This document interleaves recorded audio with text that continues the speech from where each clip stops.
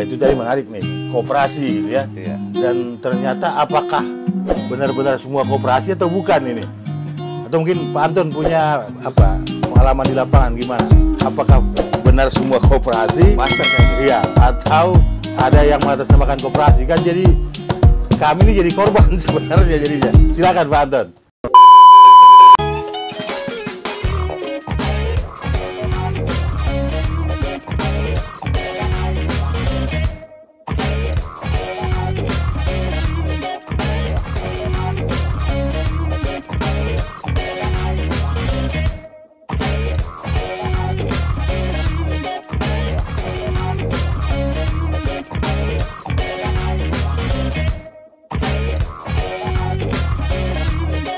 Assalamualaikum warahmatullahi wabarakatuh. Waalaikumsalam. Jumpa lagi dengan podcast Buka Mata Indonesia. Kali ini saya Bung Kambara menjadi host yang biasanya diwawancara. Nah, hari ini khusus saya menjadi host karena ingin silaturahmi dan berdiskusi dengan teman-teman dari LSM, Organisasi Pemuda Pancasila. Nah, di sini sudah hadir Pak Johan dan teman-teman. Nanti silakan memperkenalkan diri. Selamat siang, Pak Johan. Siang, Pak Bos. Ya. Terima kasih nih sudah hadir di podcast BMI. Dan di sebelah Pak Johan ada Pak Sandi. Dan yang paling ujung Pak Anton. Jadi Anton Sandi Johan. Jadi ASJ berarti ya, atau JAS berarti ya. JAS. Oke, langsung saja Pak Johan mungkin bisa langsung memperkenalkan Pak Johan dari Pemuda Pancasila PAC ya, PAC mana, dan mungkin sedikit tentang aktivitas dari Pemuda Pancasila di Walantaka. Silakan Pak Johan. Baik, Assalamualaikum warahmatullahi wabarakatuh. Waalaikumsalam warahmatullahi Terima kasih buat Pak Bos nih undangannya di BMI Koperasi yang ada di Provinsi Banten ini. Ini undangan terhormat buat saya. Saya selaku Ketua Pemuda Pancasila PAC Walantaka, undangan ini membuka mata hati kita, mendekatkan kita dengan koperasi BMI. Kira-kira seperti itu, Pak. Ya. Oke, Pak Johan, barangkali bisa disampaikan sekilas apa sih aktivitas sehari-hari dari Pemuda Pancasila Walantaka lah khususnya, dan Pemuda Pancasila secara umum. Baik, kalau di organisasi kita sifatnya kontrol sosial ya, Pak ya. Kontrol sosial. Jadi macam-macam, Pak, terkait kontrol sosial di masyarakat. Kebetulan saya membawahi 14 kelurahan yang memang banyak sekali persoalan-persoalan yang terjadi di 14 kelurahan ini. Nah, terkait yang lagi viral sekarang tentang koperasi. Ya, saya bersyukur bisa mengetahui sisi positif dari koperasi, khususnya BMI yang sudah banyak beredar di Provinsi Banten, membantu menolong masyarakat juga yang memang sudah banyak sumbangsinya buat pemerintah dan masyarakat. Kira-kira seperti itu, Pak. Ya, itu tadi menarik nih, koperasi gitu ya. Iya. Dan ternyata apakah benar-benar semua koperasi atau bukan ini? Atau mungkin Pak Anton punya pengalaman di lapangan gimana? Apakah benar semua koperasi? Masternya aja, Pak. Iya, atau ada yang mengatasnamakan koperasi kan? Jadi kami ini jadi korban sebenarnya jadinya. Silakan Pak Anton. Ya, perkenalkan saya Anton. Memang topik yang diangkat pagi ini ya memang sangat menarik ya, di tengah konflik yang memang saat ini berkepanjangan mengenai koperasi. Ya memang saya pribadi selaku pengurus organisasi, aktif juga di media, saya bersyukur dengan adanya konflik ini. Karena dengan adanya konflik ini, para pelaku usaha ataupun pengusaha koperasi akhirnya menyadari pentingnya mengikuti aturan sesuai dengan Permenkop UKM. Dalam hal ini yaitu terkait masalah legalitas yang sudah ditetapkan dan juga tertuang dalam undang-undangnya gitu. Kemudian keuntungan yang lainnya akhirnya masyarakat luas jadi semakin sadar bahwa pentingnya menjalin silaturahmi dengan para pelaku usaha koperasi itu. Dampak yang bisa didapatkan adalah termasuk membantu masyarakat-masyarakat yang membutuhkan biaya untuk membuka usaha, dengan manfaat bisa menambah pendapatan dari pinjaman tersebut.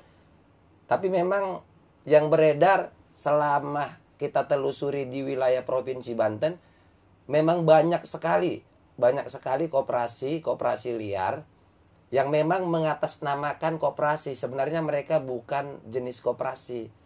Mereka ini membuka usaha tanpa badan hukum yang lengkap, tanpa perizinan yang sah, tapi mengatasnamakan koperasi. Yang kemudian itu sangat merugikan negara, khususnya pemerintah daerah, karena tidak melewati proses mekanisme yang sudah berlaku tentang perizinan. Nah, memang konflik yang kemarin terjadi membuka mata kita semua, termasuk semua para pelaku usaha, supaya mengikut sertakan diri terhadap pembinaan sekaligus penyuluhan yang berlaku di koperasi. Nah, terkait masalah koperasi-koperasi ini, saya sih dari mewakili dari organisasi sekaligus media, saya berharap ya kehadiran kami sebagai organisasi bisa melakukan mediasi atau menjembatani supaya konflik yang kemarin terjadi itu tidak berdampak luas ke seluruh pelaku-pelaku usaha yang memang sudah berbadan hukum resmi. Hanya itu sih yang kita harapkan, supaya segera persoalan yang terjadi konflik di Pandeglang kemarin tidak berdampak luas kepada para pelaku usaha yang memang sudah sesuai aturan dan sesuai dengan badan hukum yang mereka sudah selesaikan. Mungkin itu saja dulu terkait tema mengenai koperasi-koperasi yang liar. Oke. Itu aja. Baik, makasih Pak. Ini menarik nih pemirsa BMI, podcast BMI Buka Mata Indonesia. Jadi ada ternyata pengusaha koperasi gitu ya. Jadi pengusaha koperasi ini mengatasnamakan koperasi. Iya. Legalitasnya nggak lengkap, Iya. gitu ya. Nah, ini kan yang jadi persoalan nih, Iya. Pak Johan ini. Kami kan lengkap, ya, dari bahkan OSS ya. Iya. Kita bayar pajak juga tiap bulan, Iya. tiap tahun gitu ya. Nah, cuman imbasnya kita juga ikutan. Iya. Nah, ini dari sisi kami nih ya, dari sisi BMI terutama,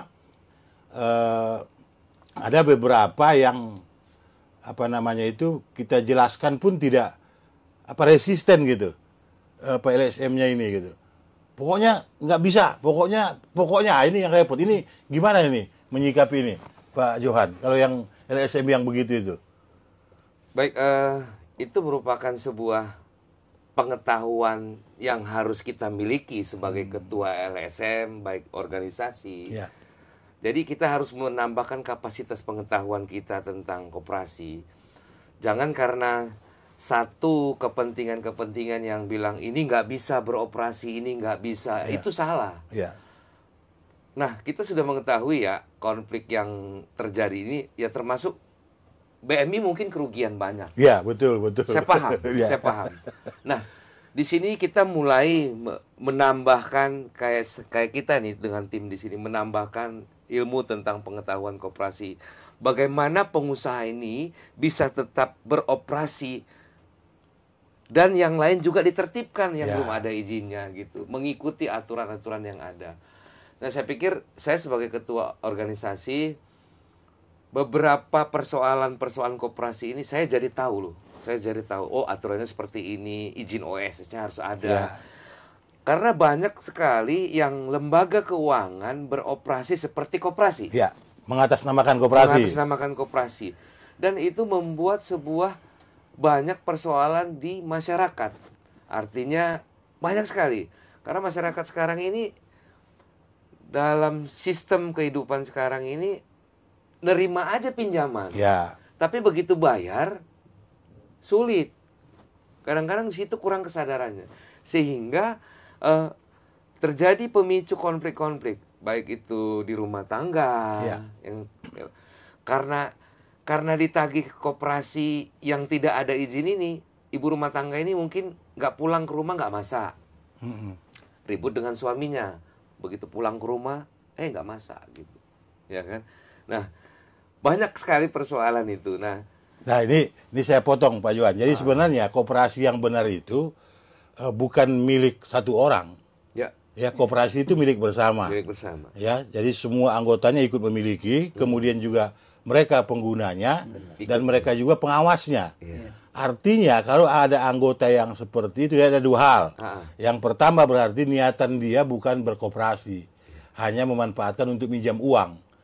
Ya, padahal kalau di BMI sendiri ini menarik loh. 9 poin kemarin yang kita pertemuan ada Pemuda Pancasila, ada BPPKB, ada Lakbas, Satria Buana, Labbas, terus Grip, ya. Ada 5 lebih ya? Lebih. Itu poin-poinnya itu menarik. Ya, dan itu saya lihat tadi benar kata Pak Ketua ini. Jadi ketuanya paham itu bahwa koperasi itu boleh tapi harus mengikuti ketentuan yang ada. Nah, saya sampaikan di pasal 4 Undang-Undang 25 tahun 92 tentang perkoperasian, koperasi dia jenis simpan pinjam tidak hanya simpan pinjam, tapi dia juga harus ada kegiatan sosial. Nah, ini yang harus kita dorong. Jadi pemirsa BMI News, bahwa kami ingin mengajak teman-teman LSM podcast ini supaya tahu semua koperasi yang benar ya harus melengkapi izinnya, ada OSS-nya, ada NIB-nya, ada NIK-nya. Maka dia otomatis akan bayar pajak ke negara gitu ya. Nah, tapi di dalam hal kegiatan sosial ini penting kita melibatkan teman-teman LSM karena mereka yang ada di bawah mungkin ada informasi atau apa, kita harus saling bertukar informasi. Ya, barangkali ada bencana alam atau apa yang duluan tahu karena memang domisilinya di sana, wilayah di sana, bisa komunikasi dan kita sama-sama hadir. Itu kan jadi indah. Jadi ada sinergi bahwa koperasi sebagai milik bersama. Dan nggak lama lagi nanti juga teman-teman Pemuda Pancasila, Lakbas, terus Grip, Satria Buana, nanti akan kita ajak jadi anggota koperasi. Supaya tahu persis bagaimana berkoperasi, sehingga nanti kita tahu. Kita punya 11 ambulan, Pak. Ya, ini juga silakan nanti disosialisasikan. Iya, silakan disosialisasikan, ada nomor gratis. Supir, tol, bensin kita siapkan. Itu dari gotong royong anggota. Itu untuk area mana ke mana, Pak? Itu seluruh wilayah layanan kita, itu mulai dari Banten sama Jabar. Bahkan kemarin ke Lampung juga dibawa. Bahkan ke Cirebon ada bawa jenazah juga. Bukan mobil jenazah, ambulan. Tapi karena mobil jenazah kan mahal. Jadi ambulan kita pakai buat jenazah. Itu bawa jenazah, itu gratis. Ya, kita siapkan. Nah, ini yang menurut saya perlu kita kolaborasikan sehingga nanti masyarakat makin sadar, teman-teman LSM. Saya sering ketemu dengan LSM yang kemarin nih 9 poin itu menurut saya luar biasa. Ya, betul-betul LSM-nya berada di tengah. Ya, ada poin-poin misalnya penyelesaian masalah itu tidak boleh berat sebelah, tapi harus menguasai persoalan, ya, menguasai persoalan. Suami harus tahu. Itu kan berarti memikirkan tadi keutuhan rumah tangga. Inilah persoalan memang yang ada. Nah, mungkin juga ada waktunya nanti kita juga melakukan edukasi kepada masyarakat bahwa mengakses pembiayaan itu boleh. Harusnya kan mereka senang. Ada banyak kesempatan lahir datang ke desanya. Maka harus pintar memilih dan mengajukan harus sesuai kebutuhan. Bukan kemauan. Kalau maunya semua kita juga mau, tapi mampu nggak bayar gitu. Nah, fenomena ini kan ada sampai sekarang. Dan kami hampir tiap minggu, Pak, ya, Pak Anton hampir tiap minggu kami kemarin dari Wonosalam juga diundang oleh camat gitu ya. Nah, ini hal-hal yang terjadi di bawah. Nah, menyikapi Pak, ini saya pingin Pak Sandi nih, ya, dari menyikapi masyarakat kita ya, masyarakat kita yang sebenarnya saya lihat agak konsumtif ya. Dia misalnya dagang gado-gado kok pinjamnya sampai 10 juta. Bahkan bisa 15 juta, 5 juta di koperasi A, 5 juta di yang ngomong koperasi B, 5 juta lagi dari yang lain itu. Itu gimana Pak Jadi Pak Sandi? Jadi gini Pak, ketika masyarakat itu sebagai pengusaha, dia butuh modal. Ya. Ketika dia butuh modal, ini ternyata banyak koperasi-koperasi yang datang untuk menawarkan pinjaman. Ya. Kalau masyarakat kan nggak menanyakan izin, legalitas atau segala macam ya. Yang penting cair. Ya. Ketika yang koperasi A mencairkan 1 juta, ada lagi menawarkan, diambil lagi, ambil lagi.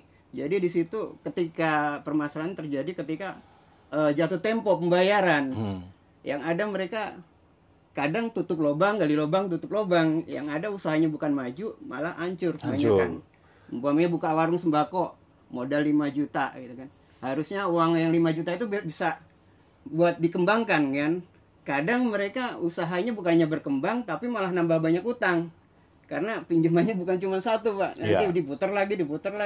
Gali lubang lagi. Jadi kadang modalnya juga habis di situ gitu. Ya. Oke, itu pemirsa BMI News ya. Nah, saya bergeser lagi ke topik lain. Kemarin ada satu poin yang menegaskan ya 5 LSM di Kecamatan Bandung dan Walantaka kemarin ya. Dan sekitarnya itu satu poin yang menarik bahwa semua bersepakat melarang tanggung renteng. Kenapa begitu, Pak Johan? Apa yang terjadi? Kalau BMI nggak ada tuh tanggung renteng.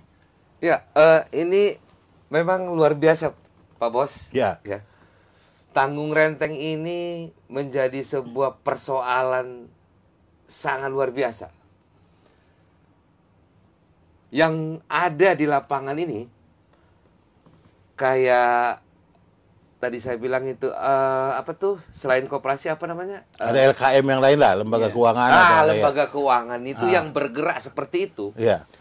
Di satu desa itu bisa uangnya beredar 1,7 M. Satu desa. Luar biasa. Tapi pekerjaan mereka tukang ojek.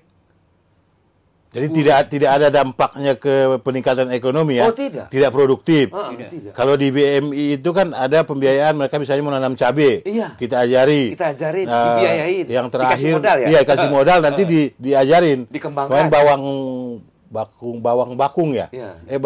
Daun bawang ya, apa bawang daun ya?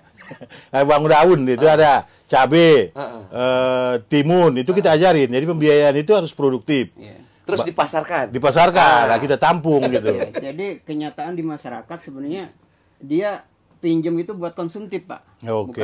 Bukan buat usaha ya. Iya. Efeknya dari tanggung renteng ini karena uang pinjaman itu bukan buat usaha, ketika salah satu ada yang tidak mampu untuk bayar, mereka kan yang anggota yang di situ yang harus menutupin. Ya. Yang ada jadi di situ ada permasalahan sosial. Permasalahan sosialnya apa? Salah satu anggota ini yang tidak mampu bayar, yang ada akhirnya jadi dibully. Dibully, dikucilkan dan apa, jadi omongan gitu kan. Kemarin ada kalimat ini tidak adil. Maksudnya gimana itu, Pak?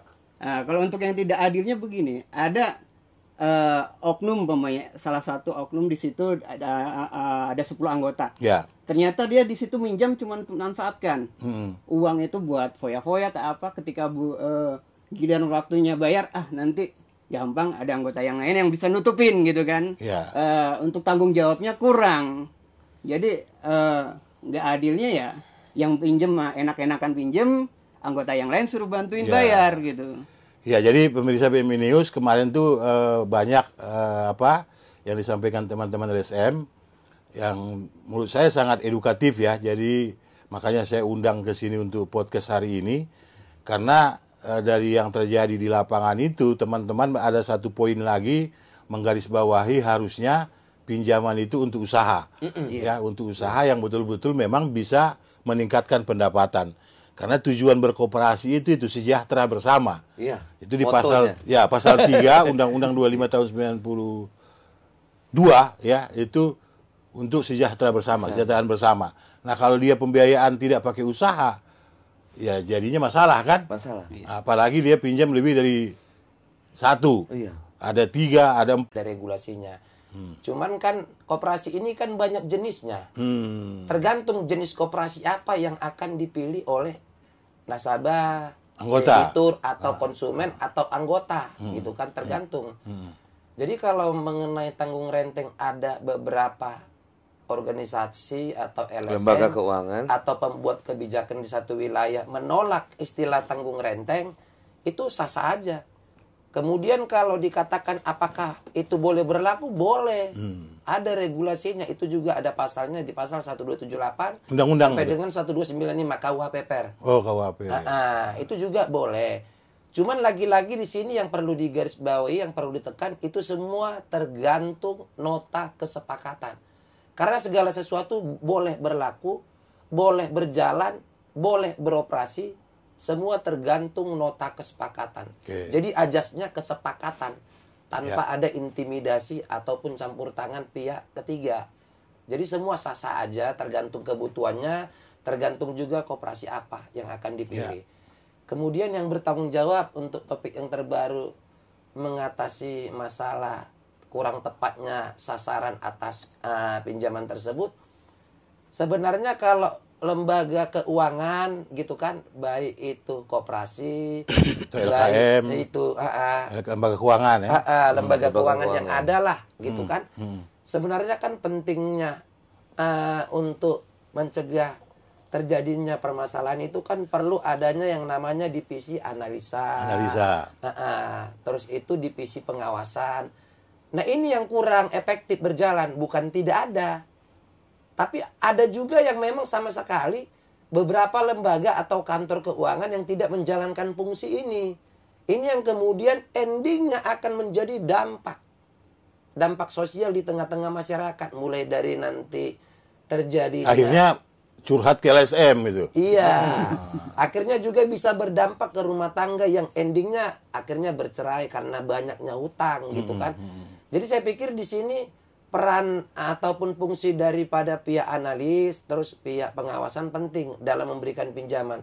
Karena memang ada banyak fakta yang terlihat di lapangan, satu orang itu bisa sampai 5 bahkan 10 pinjamannya. Sementara uang yang kita berikan ke konsumen tadi atau ke nasabah tadi, dia ini bukan pelaku usaha. Misalnya dia punya usaha untuk mengembangkan usahanya, kemudian dia bisa membahagiakan keluarganya dengan hasil yang didapat atau mengembangkan usahanya. Tapi kadang-kadang yang diberikan pinjaman ini justru ibu-ibu rumah tangga yang memang tidak tahu menggunakan pinjaman ini tadi. Itu yang menjadi konflik di sosial, konflik di rumah tangga gitu kan. Jadi sekali lagi saya tekankan pentingnya di sini divisi daripada analisa untuk menganalisa apakah calon konsumen tadi itu, calon nasabah itu tadi layak untuk dijadikan sebagai nasabah di kantor koperasi tersebut atau tidak. Kemudian pentingnya pengawasan, artinya pengawasan di sini kita harus lihat apakah usahanya berkembang atau tidak. Terus kemudian kita juga melakukan pembinaan kepada pelaku usaha yang tadinya konsumen kita atau nasabah kita gitu. Jadi kedua divisi ini ujung tombak daripada keberlangsungan pelaku usaha koperasi dan juga konsumen ataupun nasabah tersebut. Di sini dua hal yang paling penting menurut saya yang memang harus diterapkan ke depannya. Oke, terima kasih Pak Anton. Jadi saya jadi agak lega saya ini. Karena BMI melakukan itu semua. Mantap. Jadi ada sebelum jadi anggota itu ada pendidikannya 3 hari. Iya, edukasi. Ada edukasi 3 hari. Nah pada saat mereka pengajuan pembiayaan itu harus ada izin suami. Tidak cukup tanda tangan. Karena dulu pernah tanda tangannya dipalsuin. Tanda tangan suaminya dipalsuin. Untung bukan suami yang dipalsuin, pemirsa. Nah akhirnya apa? Kami siasati dengan video call. Jadi pada saat dia tanda tangan itu harus sambil video call ke pegawai kita disebutkan bahwa ini suami saya mau tanda tangan itu. Karena kalau nggak begitu atau di videoin, direkam. Karena kalau nggak sekarang macam-macam. Macam-macam ya. caranya. Iya. Jadi ini menarik. Ini Pak Anton ini pengetahuan koperasinya kayaknya 9,9 nih kayaknya. Betul, ya? betul. Iya, karena tadi beliau tahu bahwa harus ada edukasi, ada kesepakatan karena memang koperasi itu begitu. Iya. Karena koperasi itu didirikan, kata Bung Hatta ini banyak kata-kata beliau, bahwa dari semangat bersama untuk merubah hidup secara bersama-sama. Nah kan yang terjadi banyak koperasi yang ada di lapangan itu punya 1-2 orang. Iya. Sebenarnya dia, ini kata teman-teman kemarin loh di lapangan, bukan saya ngejas ini. Punya beberapa orang yang kemudian akhirnya bisnis uang di sana. Tidak ada pemberdayaannya. Kami punya manajer pemberdayaan. Ya tadi Bapak lihat sepatu, ini ada sepatu kita ini kan. Ini kayak gini nih. Ini punya anggota, ikat pinggang. kaos kaki, ada semua. Karena ini usaha-usaha mereka yang kemudian hasilnya juga kita jual. Ini sepatu saya nih, mohon maaf nih pemirsa.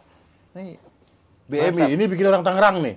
Ya, kita ada 3 dari Tangerang 1, Garut 1, sama Bogor 1, ya sepatunya. Koperasinya ya. Nah, koperasi. Sepatu. Jadi artinya sebenarnya ini yang dimaksud Pak Anton tadi, dengan ada pembiayaan yang diarahkan untuk produktif, dia bikin sepatu, sepatunya kita beli, sepatunya kita jual. Ya, BMI punya 135 kios di 9 provinsi. Wah, luar biasa. Jadi produk-produknya itu kita pasarkan ke sana, ya, perlahan-lahan. Nah, ini yang sebenarnya saya butuh nanti misalnya kayak pertanian di lapangan itu juga didampingi, ya. Apa yang bisa kita kolaborasikan? Karena semangat berkooperasi sudah semangat bersama-sama, sejahtera bersama, ada yang mengawasi dan kita menggunakan produk itu dan juga kita sebagai pemilik. Apa buktinya sebagai pemilik? Kita berpartisipasi terhadap modal.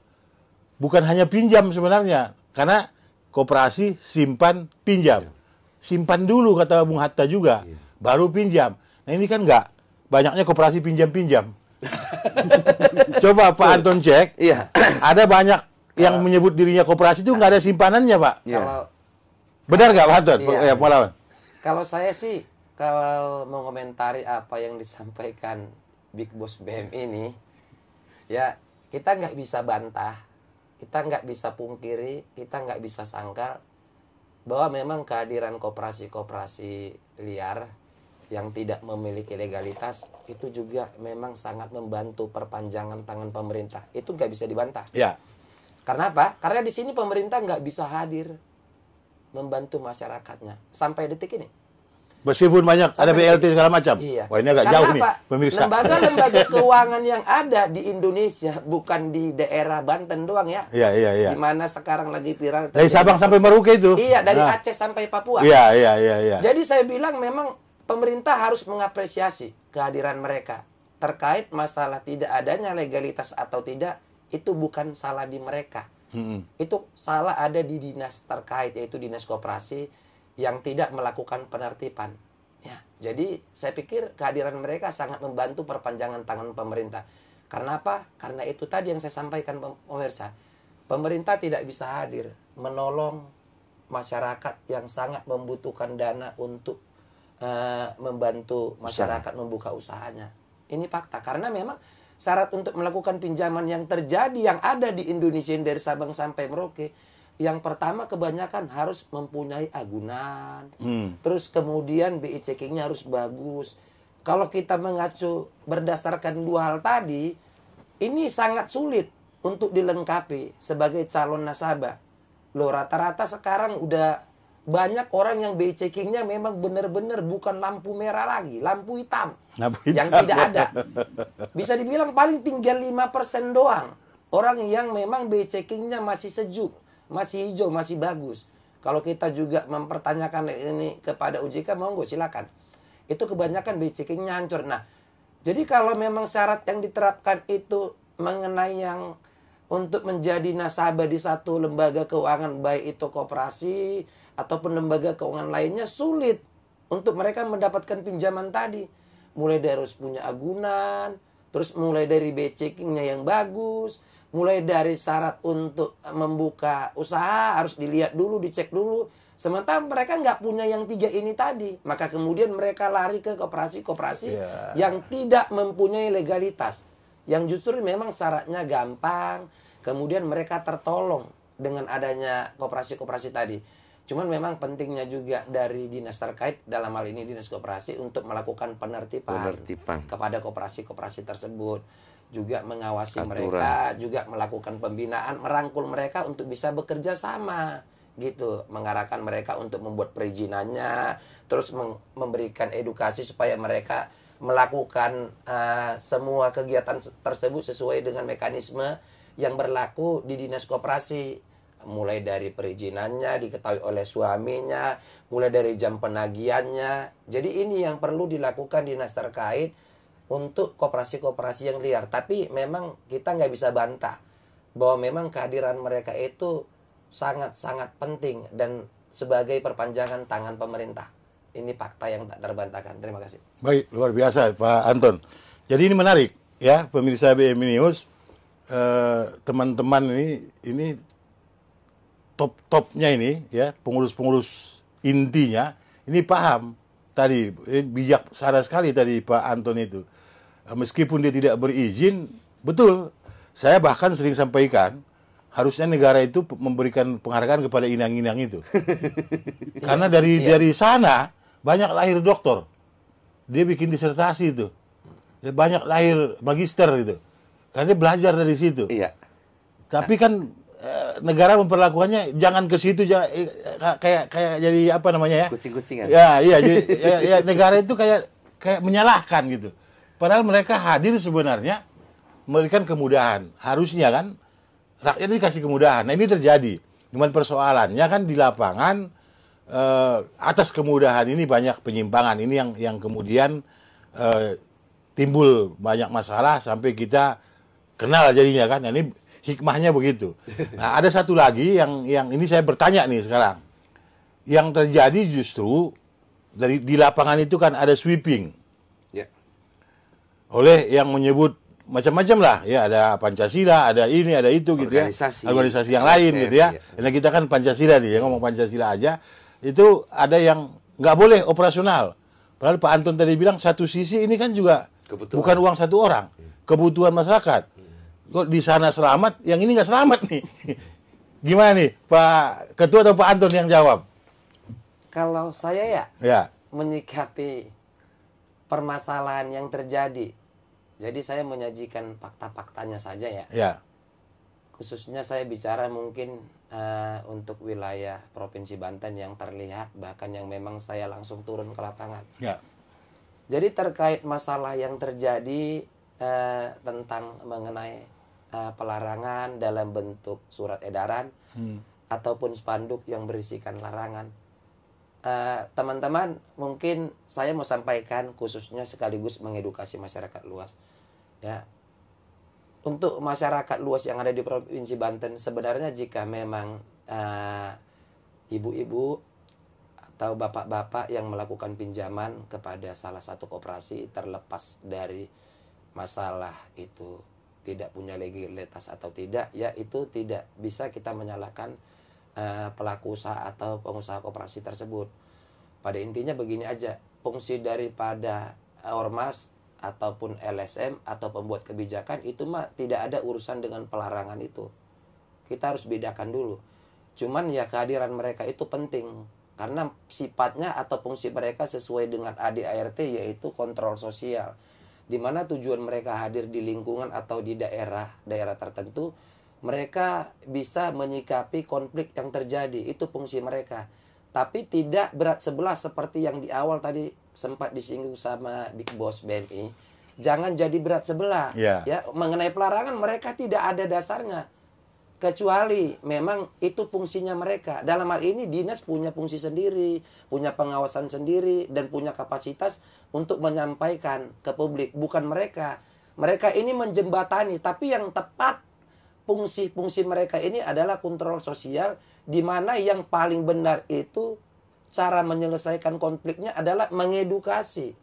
Karena bagaimanapun juga masalah ini, masalah utang piutang ini kemungkinan bisa aja sesuai dengan selera para nasabah atau debitur atau anggota koperasi, yaitu tidak dilakukannya penagihan atau pelunasan otomatis. Cuman jangan salah, masalahnya lunas di bumi. Di akhirat kan ada catatan. Nah ini kemarin, ini kemarin Pak Anton, kita bicara itu utang piutang ini kan apapun lembaganya benar atau tidak, selama kita udah utang itu kewajiban sampai akhirat. Ada yang motong, jangan bawa akhirat katanya.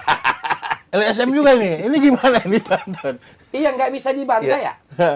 Perhatikan, siapapun Anda, baik itu mengatasnamakan organisasi, baik itu mengatasnamakan lembaga swadaya. Oh, dia ulama, mau dia pendeta gitu ya. Ataupun media, ataupun tokoh agama, perhatikan baik-baik. Jika Anda melarang, jika Anda memprovokasi seseorang melakukan yang namanya kewajiban, apalagi memang hukumnya wajib, maka Anda juga nantinya akan dimintai pertanggungjawaban di akhirat. Contoh, Anda melarang seseorang untuk membayarkan utang, itu tidak ada bedanya Anda melarang orang sholat. Ya. Nggak ada bedanya. Itu bukan 11-12, 11-11. Ya. Jadi jangan disalahfungsikan, karena nanti ini juga teman-teman ya. Saya bukan berat ke misalnya ke organisasi atau ke masyarakat. Cuman kembalilah kepada fungsinya, bahwa di mana di sini sebagai organisasi, sebagai LSM, di sini fungsi kita itu adalah kontrol sosial. Artinya di sini jika terjadi konflik di suatu daerah dari Sabang sampai Merauke, di situ kita hadir untuk menyelesaikan konflik tersebut dengan cara mengedukasi. Tujuannya apa? Tujuannya mencapaikan kata sepakat, artinya tidak ada yang dirugikan, baik si pihak pertama maupun pihak kedua, baik pemilik modal maupun si nasabah atau peminjamnya. Jadi semua intinya kembali ke fungsi masing-masing.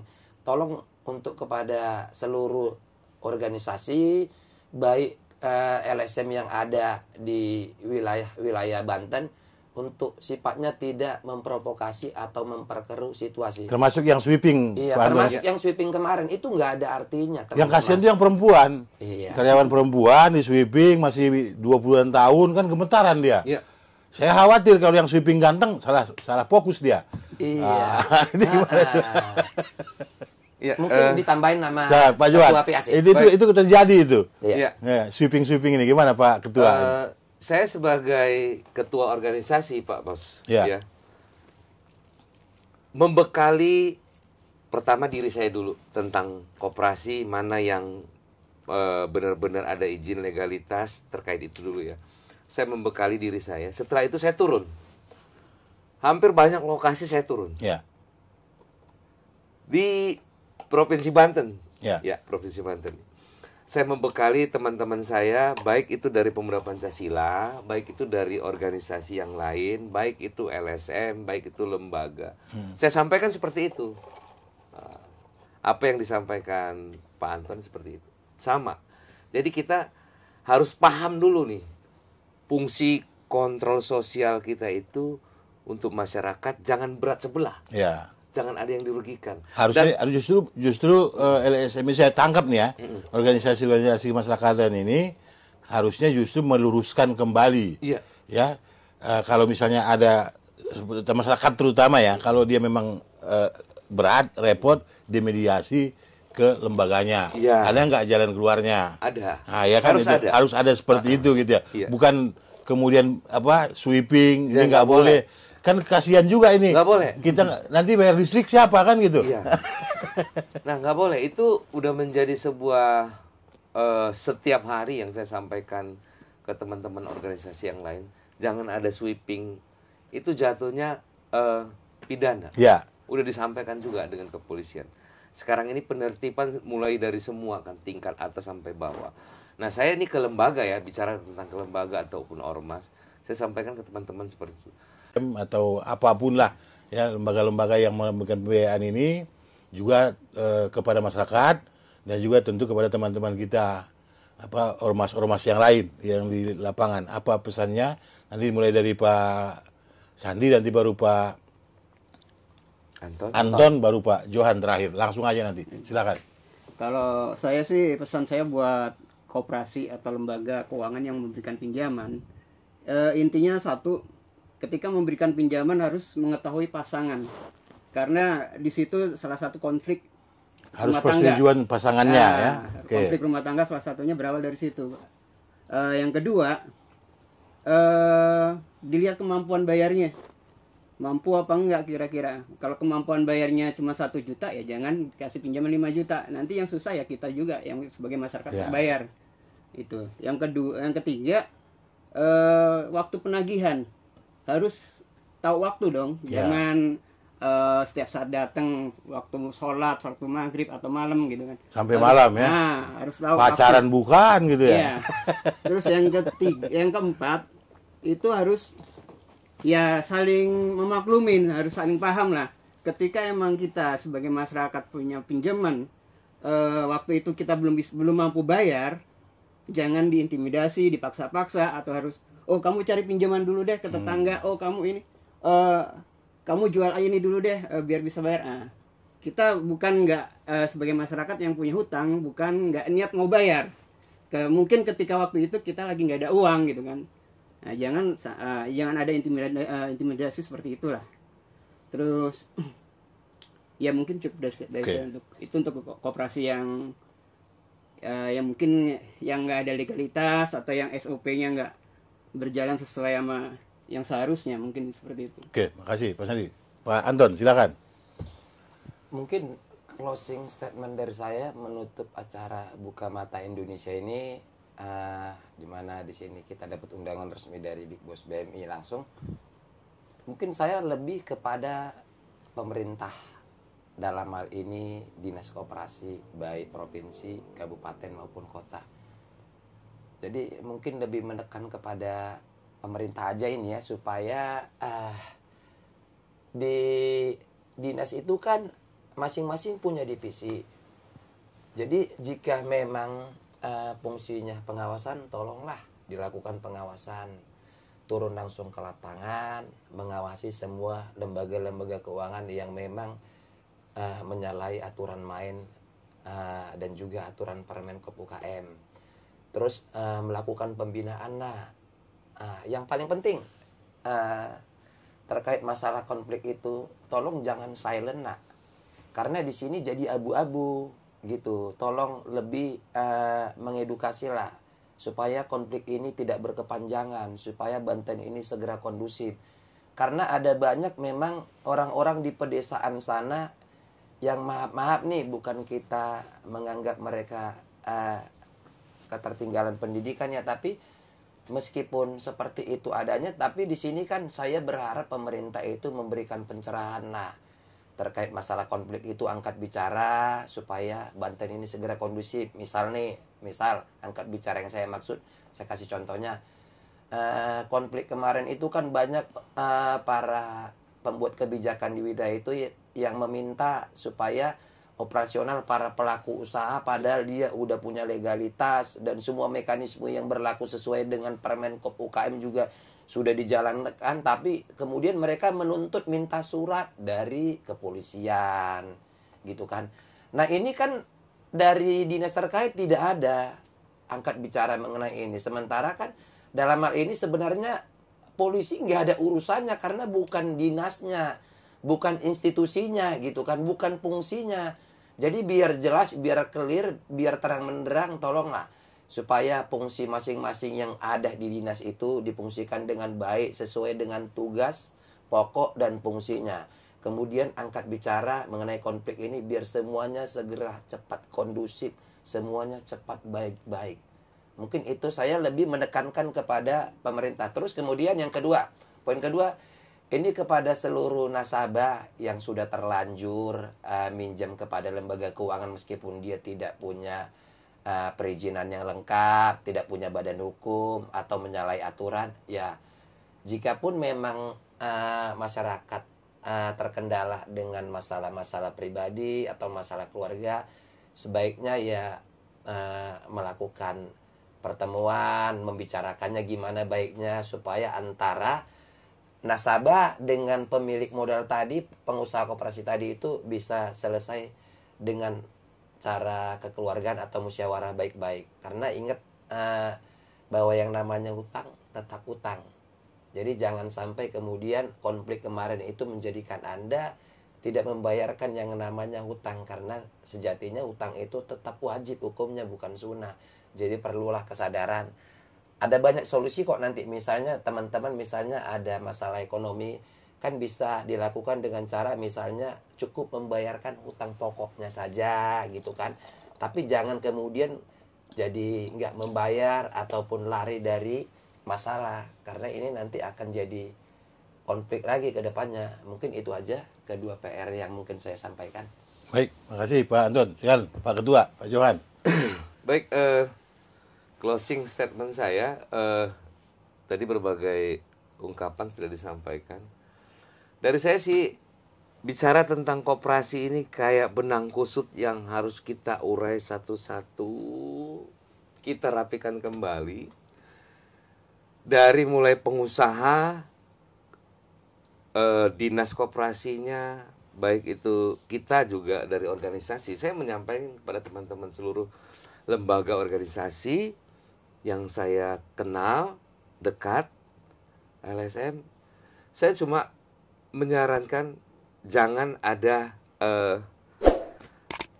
tutup itu, jangan. Kita jangan ada seperti itu. Kita harus ada di tengah, fungsi kontrol sosial, memediasi. Karena mereka ini juga pengusaha yang mungkin udah banyak menghidupkan roda ekonomi di mana-mana. Ketika hadirnya koperasi di tempat ini, di wilayah kita ini masing-masing, itu menolong banyak orang. Nah, dinas koperasi juga harus turun juga nih, menertibkan segala koperasi yang benar-benar benar-benar tidak memiliki legalitas. Tidak memiliki legalitas, ditertipin bagaimana caranya. Nah, BMI yang memang udah menjadi percontohan, udah berdiri lama, sudah banyak membantu masyarakat, baik itu UMKM-nya sudah berjalan ya. Kami mengharapkan tetap turun aja, kami sebagai ormas siap mendampingi. Bukan mendampingi untuk apa-apa, tapi untuk mengawal mana yang harus perlu kita bantu. Karena BMI ini udah banyak memberikan kesejahteraan bagi banyak orang. Ya kan? Dengan adanya bedah rumah yang dibangun, menolong orang sakit, menyediakan ambulan, ini menjadi sebuah contoh koperasi yang benar. Ya, benar. Bukan kayak yang lain-lain gitu, kaleng-kaleng lah, apalah segala macam lembaga keuangan, tapi bentuknya koperasi, hanya memikirkan keuntungan di mereka aja. Tapi itu kan ada pasal-pasalnya, ada berapa persen itu untuk kebutuhan yang harus kita siapkan buat anggota koperasi yang lain, kan gitu. Dari saya seperti itu, Pak Bos, ya. Saya berharap BMI ini semakin banyak cabangnya, semakin sukses. Ya, semakin sukses ya. Amin. Saya berharap juga nanti teman-teman yang ada di UMKM kita bisa tahu nih, bisa tahu ada koperasi BMI loh, UMKM kita ya. Jangan salah pilih. Jangan salah pilih. Jangan salah pilih. Jangan ke tempat yang lain. Jadi anggota dulu, ya kan, di koperasi ini mengetahui, diajari, dibimbing. Ini baru benar. Ini baru benar namanya koperasi. Saya udah melihat lebih dekat lah ada di sini ya. Saya melihat cuma masih di Google, internet gitu ya. Nah sekarang saya udah lebih dekat ini, jadi keluarga. Saya berharap ya ke depan semua orang harus tahu nih, kualitas koperasi itu apa Pak Ketua? Mensejahterakan bersama-sama. Gimana? Sejahtera bersama. Sejahtera bersama. Nah itu kira-kira seperti itu Pak Ketua. Baik, terima kasih Pak Johan, Pak Anton, Pak Sandi. Pemirsa BMI News, saya mencatat ya, ada 5 hal yang harus kita sikapi. Yang pertama bahwa semua stakeholder ya, pemerintah, kemudian koperasi itu sendiri, atau LKM yang ada, kemudian masyarakat juga ormas tentunya, baik tokoh masyarakat dan segala macam, harus menjalankan fungsi yang benar. Karena kita bernegara juga ada aturan mainnya, ada regulasi yang harus kita taati, dan itu tidak boleh kita langgar.